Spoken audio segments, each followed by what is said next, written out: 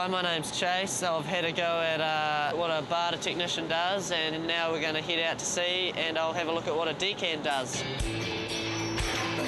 Deckhands are responsible for catching the fish, on a much larger scale than Chase is probably used to. Showing him the ropes will be first mate Peter Goldsworthy, but everyone just calls him Goldie. How you doing, Chase? I'm Goldie, the first mate on the Amatel Enterprise. Part of your job and learning to be a deckhand is to let the lines go on the boat when we leave the wharf here. So if you wander down the stairs and see the second mate there, and you can just give him a hand to pull the lines up. Yep. They're away, and there isn't much time to say goodbye to dry land because Chase is off to meet Captain Lee Harding. How you going, Chase? Welcome aboard. Thank you. Before being taught the safety procedures, including how to wear the survival suit. Generally, it's a bit of an act to get into these chases. You can see it's a one-man, one-piece suit. It's easier if you sit on the ground and get your feet into it. Safety is a big factor in it all the time. From the minute you go out on the deck, you got safety boots, hard hats, life jackets all the time. It's common sense, and watch what you're doing. Don't rush in. You're starting to cook in there. Okey-doke, we're done.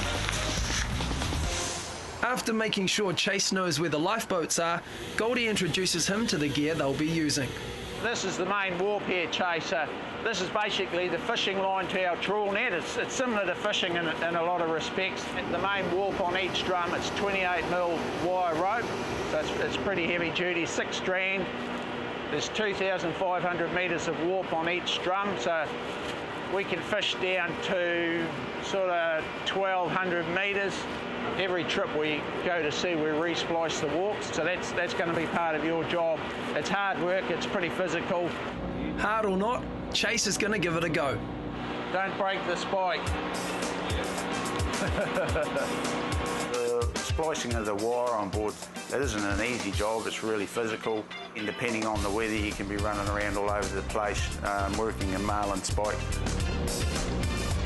An eye splice is used to create a loop for attaching the trawl, and it has to be redone twice a trip. It's a skill that's needed, and I think it'll always be needed. So how'd you find that, Chase? Easy or harder than you expected? Nah, it's probably harder than I thought. It takes a bit of effort, yeah. Yeah. Oh, that's good to see. You're a bit of a natural, actually. You're picking that up really good. It's good. You're on your way. The Enterprise has to steam for 18 hours to get to the fishing ground, so Chase knocks off for the night. On the menu for dinner is beef schnitzel, chicken chow mein and hot dogs, as well as a range of salads and vegetables. Crew can also watch movies in the lounge, but Chase is pretty tired and he needs his Z's. It's the next morning and Chase finds Goldie on the bridge. Morning, Chase. How are you? Oh, I'm good, thank you. We're just about to throw the net in the tide, so the boys are down there all set to go. Yeah, let it go, fellas.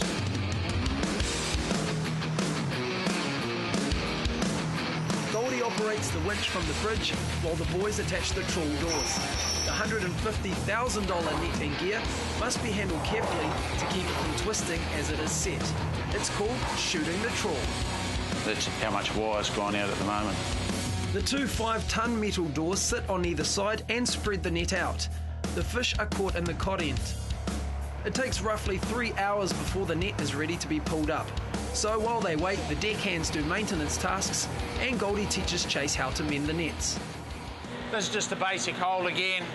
What you'll do when you go out onto the deck, your first job will be just loading up needles, so pretty basic, keeping it tight all the time. There you go. You know, you need to have a fair bit of common sense. You obviously need to enjoy the job. We'll waste of time being there, so enjoying the job. And I think you need to have a bit of fun, you know, like we all have a giggle at sea, or, you know, you've got to be serious sometimes, but, you know, we have a lot of fun out there too. You were picking up that pretty good. You've never done it before? No. Good. And he's been doing so well that Vic decides Chase can handle driving a crane on the fantail. G'day, Chase. We're going to give you a shot at moving stuff around. To stay safe on the crane, you have to always keep the gate closed, because if the gate's not closed, the boat's always rolling around and you can fall out, which is pretty sore. That means goes down. If someone does that to you, that means up. Right there, mate. all up to you. These big boys' toys. Mum's not here to look after you. Okay. Have a go.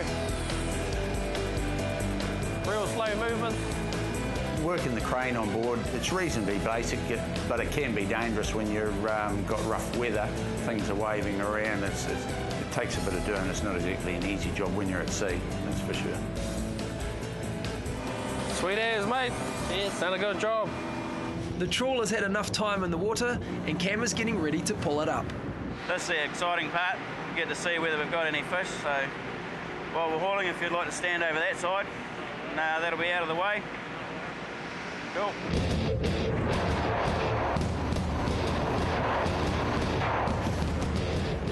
All your pay's basically around how much fish you catch. So at the end of the day, the fish that you bring home pays the bills. So the quicker you get that fish processed and down into the hole, the quicker the boats fill up, the quicker you get home. Well, that was pretty cool watching that. I've never really seen it happen before, so it's new and it's good, yeah. The boys prepare the net for another shot and Chase is moving on to his next challenge. So, what did Goldie think of Chase's efforts? For a first time, I was impressed. He went really well. And yeah, just his attitude around the boat, I reckon he'll go the distance without any problem, actually. There is a national certificate in Seafood Vessel Operations Nautical Skills Level 3. This qualification builds a pathway to becoming qualified as an advanced deckhand. Fishing deckhands need to be fit and strong with good mental and physical stamina. They need to get along with the people they work with and should be self-disciplined, alert and be able to work in dangerous environments. Deckhands may complete qualifications to become first mates or skippers.